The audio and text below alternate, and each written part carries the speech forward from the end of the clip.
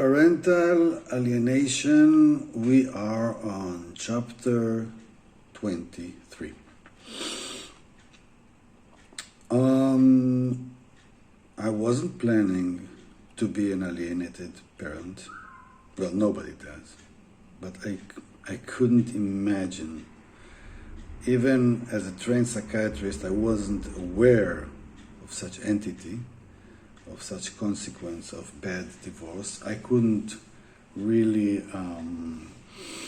appreciate beforehand how our divorce will process and how bad that will be and how hard it will be for us to create some kind of harmony during the first 3 years of the divorce, especially in the first year.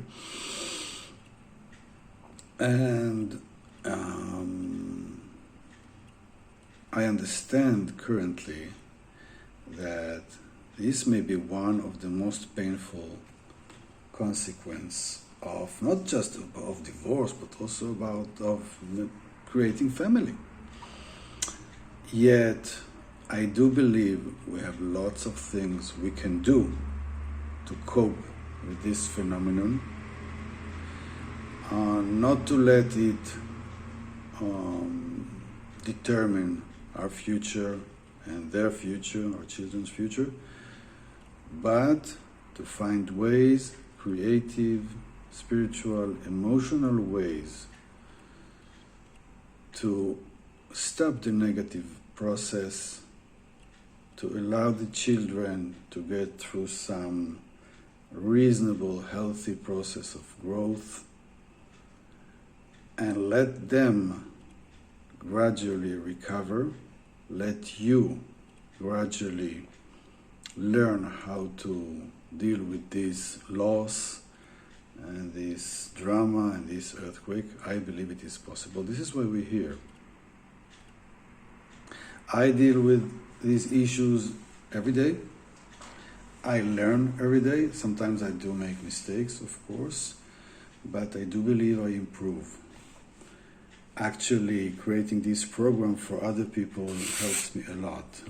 I do learn a lot from doing this program and while continuing being there, experiencing being a single parent that facing remnants and atmosphere of alienation that is still here one way or another. So this is where we are, and we are in part 8. Try to align with your children's mindset, which is more or less impossible. As an adult, you cannot feel like a child feels. There's no way. We mainly project our thoughts and feelings and our experience on them, and we fail to be in the proper empathy for the true feelings. So I'm saying try to align with your children's mindset. The better you get, the better it gets for you to deal with the process and to find new solutions for this state. I said in chapter 22, the previous chapter, that they truly unable to get the whole picture until much later. They are children. They have different needs than yours. They have different perspective than yours. In many ways, children are relatively helpless in comparison to adults. And as such, they calculate their decisions as children in a different way than we do. Still, when we understand it, it will be hard for us to fully realize what's going on in their mind. All we can do is to try and to remember that we are limited, that we have limitations in feeling like a kid. We're not there anymore, and there's no way we can return. But we can improve with work, with time, with awareness, with observations. We can improve ourselves. and then to realize in a better way why they do what they do, why do they respond the way they respond, and sometimes even to answer ourselves some hard questions about the way they behave in this mess of parental alienation. So now we are on chapter 23, and listen to this title. They always need both parents, regardless of everything. And it doesn't matter what happened between you and your ex-wife or husband. It's not their business. They don't really care.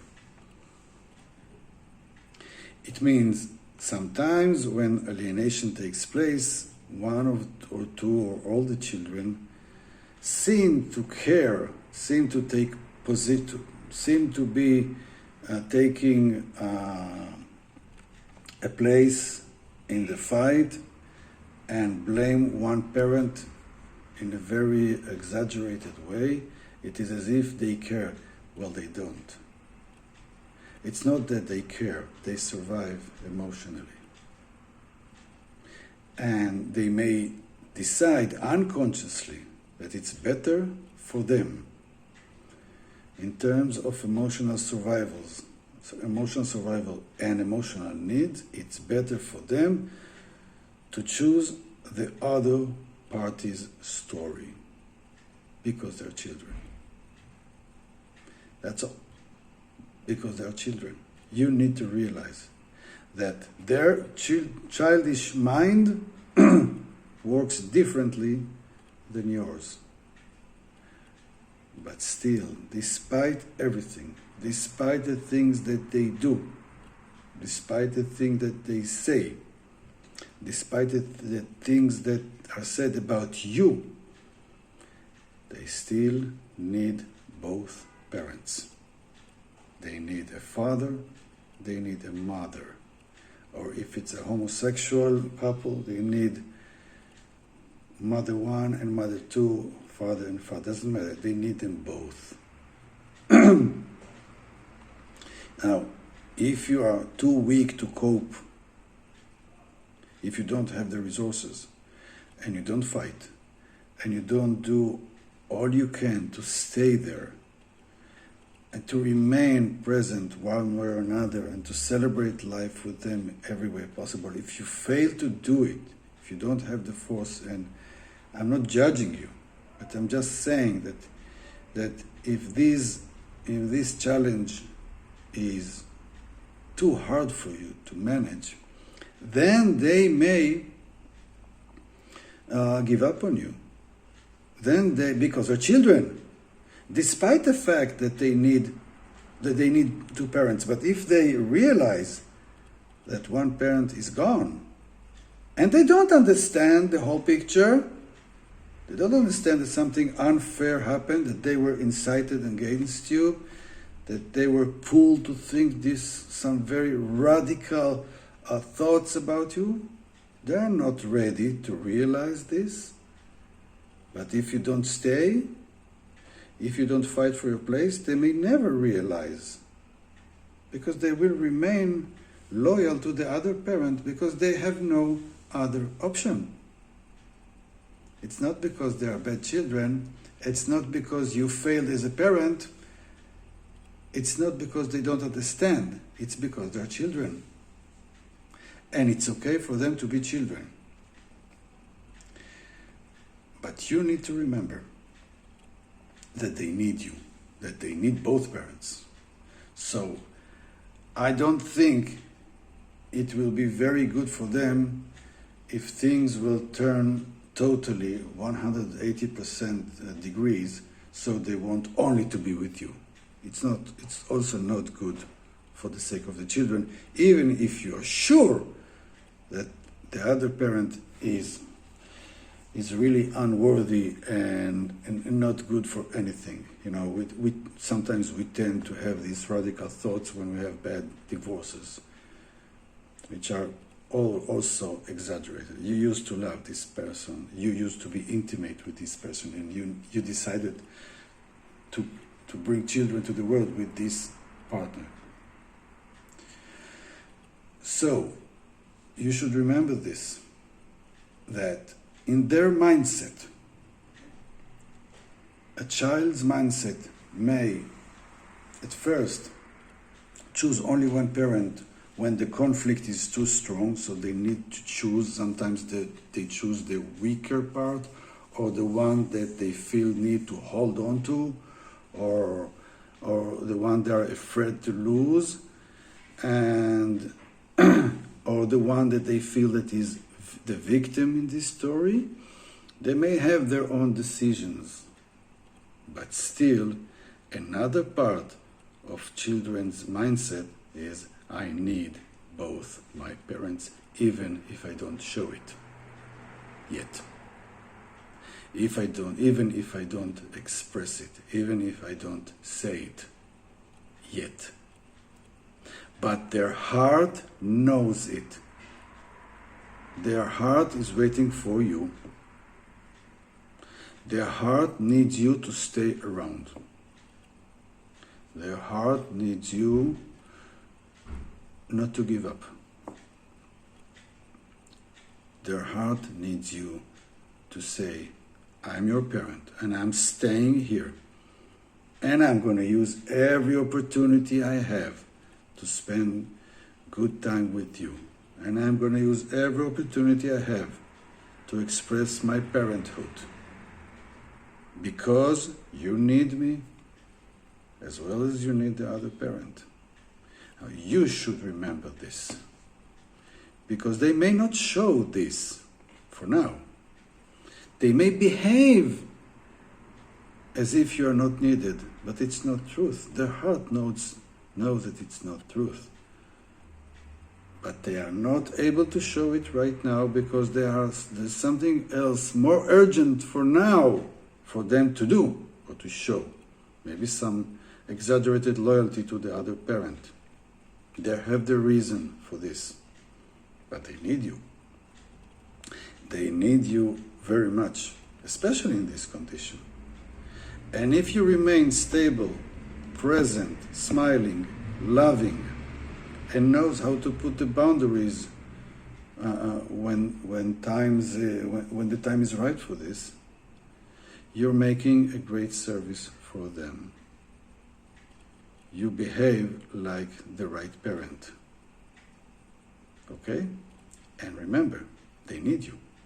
I said it many times during this journey, and I may say it even again, because first, repetition is very important in emotional changes processes, and two, because we may tend to forget this, that they need us when they behave like they don't. And remember, this part of the process, this section, is about trying to align with children's mindset. And I said, it's impossible, but we do our best. So this children's mindset led them to alienate you, such a hard word to express. Their children's mindset forced them to make this hard choice, and it was you they had to neglect, deny, alienate. It was their children's mindset that created all this mess in reaction to stormy bad divorce. But their own children mindset is also busy in needing both parents. And the more you behave as needed, the more you realize you're needed, the more you make the best decisions for their sake and for your future as a parent. Decisions that are made of the understanding that they need you. And you know, it's one of the basics of being a parent. Being a parent means being responsible for someone who needs you. Remember, they still need you. And when you ask yourself questions about them, when you are in pain or worries, try to add this to your mindset. My children need me as much as they need the other parent. They don't care who is right or who is wrong.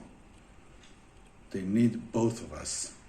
Even if they see one of us more than they see the other, they still need both of us. And there is no such thing that from one day on, they don't need a parent. Their emotional structure